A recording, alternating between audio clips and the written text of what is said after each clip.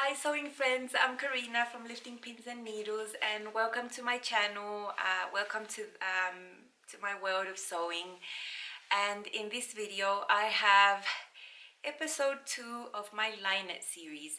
Now a while back, I believe the first week of May, I put up a video where I showed you how to line a blazer.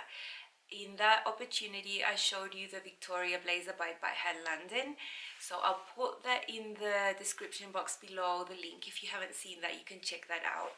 And I have planned this series to have about 4 episodes. So that was episode 1, this is episode 2. So in this episode I'm going to show you how to line a bodice, and the technique that I use here can actually be quite versatile because you can do the exact same thing and achieve different results for different types of garments, depending on what you're making and what you want it to look like. So while I'm showing this tutorial, towards the end I'll show you 4 options of how I use the exact technique, the exact same technique for 4 different garments I've already made in the past. And I didn't tell you what I'm wearing again, of course. This is a refashion I made last week, and it seemed to get quite a lot of interest and in my comments down below, because this used to be a size 0 top, and I made it fit me, like nice and loose, so quite cropped. Show it to you again, very loosey-goosey, love it. And it's got this very weird side panel. Anyway, I have a surprise regarding this type of pattern or design. Anyway, there's another video coming with that. Cool, so I'll let you see all the steps I filmed whilst I was lining a bodice, and we'll see you at the end of that. Okay, so I have my main fabric, which is this blue linen, and I've sewn together all the pattern pieces. So the point of this is to show you how to line it, nothing about what I'm making, just how I'm going to line it. So what I've done first is I've sewn together the shoulder seams there on both sides. My cutting mat is blue and this is blue, so that's not that great, sorry about that. Anyway, I'm going to lay this right sides up so you can leave all the seams down. There's a seam, put it down. And then on top of it, you're going to put your lining fabric. And the lining is exactly the same. It's just like making this twice. It's exactly the same. So you're going to put right sides together. With the lining, you have the seams up on the top. And you're going to line everything up perfectly there. Now, if you've cut this right and you've cut them exactly the same, it's going to be the same. Okay? So I'm going to pin around the neckline first. That's my first step. Okay, so I've already pinned all along the neckline there. You see my pins are put in all these random ways. And I'm going to go ahead and stitch this with my 1 centimeter seam allowance. Now, because this bodice will be enclosed, I don't need to worry about finishing the seams. So you see this linen is just there, and the satin I'm using, it's just all raw edges, because when this is turned over and properly lined, the seams will be protected, you know, so you don't need to finish that overlock or anything. And that's how you do it with this type of like enclosed bodice. Anyway, I'll go and stitch that, just normal stitch all the way around, and I'll be back. I've stitched all the neckline. You can see I'm using a blue that's a bit darker than the blue of the linen, so you can clearly see there the stitch line. And then I've come and snipped everywhere. Now I'm going to understitch, which means I'm going to sew down all that seam all that down onto the lining fabric with a really thin stitch all around. And when I iron it, it'll make this stay inside, not peep out, and lie flat.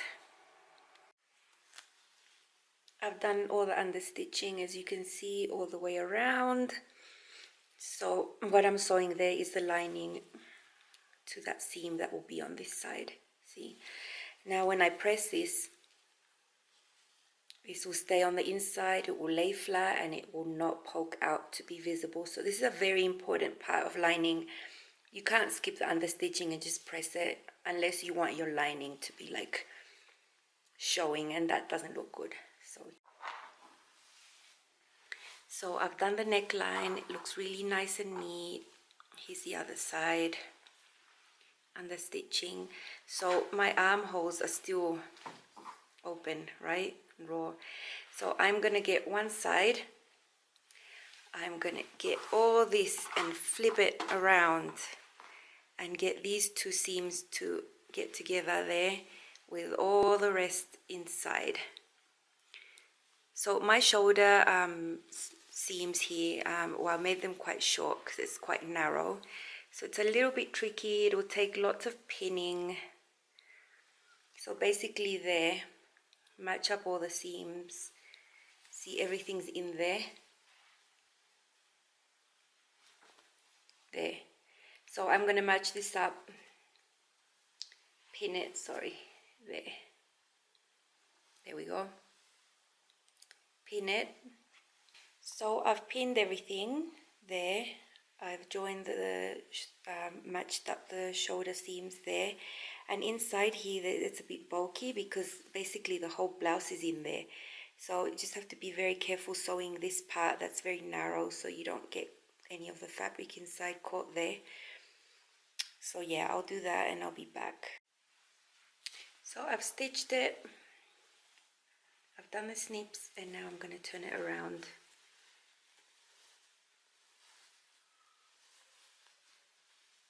It's a bit tricky because it's quite narrow there, but it all comes out there. So now I have a closed off neckline and one armhole that's closed.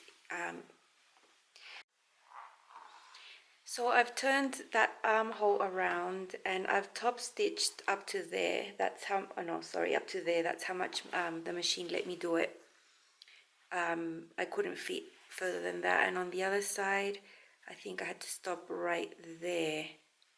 So I have a piece with no understitching.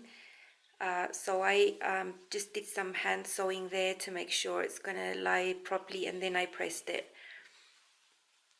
So it looks really nice and clean. So we basically have the neck and one arm done, and then the other one is still loosey-goosey like that. So I'm going to do exactly the same thing. Grab this, meet the other side, and have the whole blouse sort of inside that thing. So I'll do the exact same thing, nothing different. At this point I have both armholes already lined, my neck, the neckline and the other one, so it's all closed in, all enclosed. So I have my sides flapping around, don't I? So this is just very easy. Just put these together, right sides together, wrong sides facing towards you, and you're going to stitch both the lining and the main fabric in one go. So that's it. Stitch there. Make sure to line up these seams there, and I always keep this bit hanging down there just like it wants to lie. Like I wouldn't want to sew it like that because I have that understitching there. So just keep it down like it wants to lie, and then do the straight line stitch, turn it around, press it, and do the same on the other side. So I'm going to do that now. So I've stitched that side seam, and you see how it meets there really nicely. On the inside I've pressed the seams open.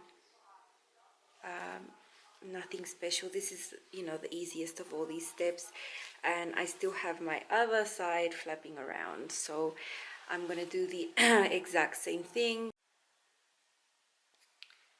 Here is the finalized lined bodice. I have it turned over to the wrong side so you can see the lining part. There you can see all the understitching. This part here under the arm is really nice and clean. Sorry, I have a burn mark there. I burnt myself ironing. Neckline. Flip it around the back. Very simple. One thing, like on the main fabric here, you see a dart there, right? The back waist dart. I don't do darts on the lining fabric because this fabric is really flimsy. What I do to attach it to something else is I just do a pleat on that same spot there, and then I stitch there and I just leave that loose. Anyway, I'll flip it around the other side again. At this point, I just need to make sure that the lining and the main fabric are the same height. I'm going to turn this around and show you that. I'm going to flip it around to the right side. Here you can see the bodice on the right side, which is the blue side. I'm not going to focus much on the bodice as such, just on the techniques. So here you can see the lining is a tad longer there on that side. So I just want to make sure that they're going to be fine. So this can happen. I mean, your lining can be a tad longer, like 0.5 centimeter. That's not a problem. The problem is when your main fabric is longer than your lining, like that your lining is shorter, because when you stitch this together to make it act as one piece, if this is longer and the lining is shorter, you're going to have this like bunching up. So you got to really make sure that everything is nice and even.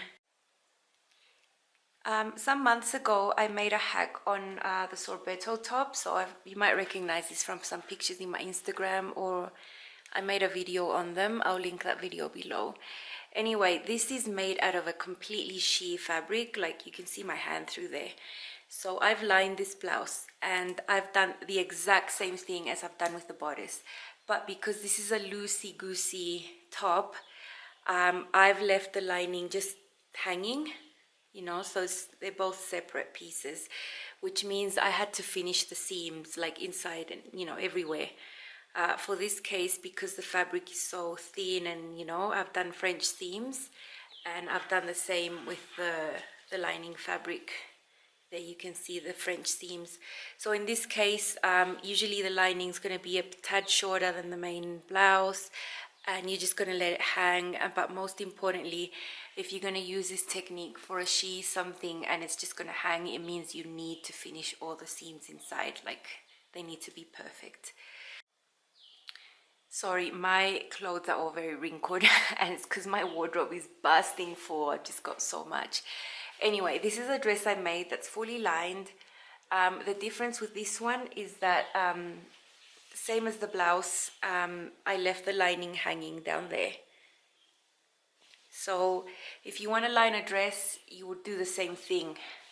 You wouldn't finish the side seams. You do the shoulder seams first, you do all the lining. But in this case, the lining is really long, you know, because your lining comes all the way down to where you want it to come, you know, on the dress. So you do the exact same thing. I did the exact same thing. And the third option is this dress. I made this for the Easter dress spring challenge or something like that. That was in, I believe it was in April. So for this dress, I've lined the bodice exactly as I've done on the tutorial I showed you. I've lined the bodice, but then after lining the bodice, I've attached on the skirt. So I'm going to turn this around to the wrong side so you can see what I'm talking about. Now you get to see my darkest secrets and what my clothes look inside. Anyway, there you can see the brown lining on this bodice, and I've attached the skirt to that there. See, why is it like hanging, bunching up a little bit? Because I left the lining fabric a bit, 0.5 centimeter longer than the main fabric, and when you're wearing it inside you can't tell that, but it means that my bodice is not going to bunch up, you know, on the visible side. But that's just optional. I did that. So you would line your two pieces together, fabric and the main. I usually do like a basting stitch, and then I attach to the skirt. So when you do that, your bodice is fully enclosed in there. Like there's no visible seam, so you don't need to finish anything in there. Like all my stitching inside, are not overlocked or anything like that. So that's the other option, and that's the most common one that I do when I line a bodice, and then I just attach on like a skirt or a peplum or whatever. So that's that way. See that the lining there is a bit shorter as well than the main skirt. Anyway, that's how I've lined that bodice. So the fourth option to use the same technique would be to line a dress like this one. I made this one in March, I believe, and this is a dress that's just one piece, like there's no separate bodice or anything. So I'm going to turn the dress around so you can see what I'm talking about. So this would just be considered facing because it's just a short, it's not a big, you know, I didn't line the whole dress. I just did a short little piece there under the arm and on the other side, but the technique was exactly the same. So on the back you see it's just lined up to there. This is mega wrinkly, plus it's linen. Anyway, the reason I made the choice to not line this dress completely is because this linen is really thick. Like it's really good quality thick linen. Remember, this was a Ralph Lauren skirt that I thrifted and made into a dress. So I can just wear a slip and I'm fine with that. So that's why I did it like that, but it's exactly the same thing. The same understitching there, exactly the same technique. Cool. So I hope I wasn't too, you know, fiddly with everything. I know doing the armholes can be a bit fiddly, but once you get the hang of it and you memorize the steps, then it's like boom, boom, boom. You do it really fast. This one took me a while because I was stopping and filming and coming and going and, you know, but when I'm actually just sewing by myself, I can whip this up in like 20 minutes, have the neckline, the arms, everything, you know, totally lined with the understitching, everything. Once you get the hang of it and you do it several times, it can be quite simple. So I hope it was useful to see how many options you have there. You can line blouses, you can just do a bodice or do a whole dress, or do it like a facing, just part of it, like not the whole bodice. It depends on the type of fabric and what you want to do. I hope it was useful and I hope you like it. Yeah, that's all for now. See you tomorrow in my June Refashions week 2. I have that video coming up tomorrow. Bye.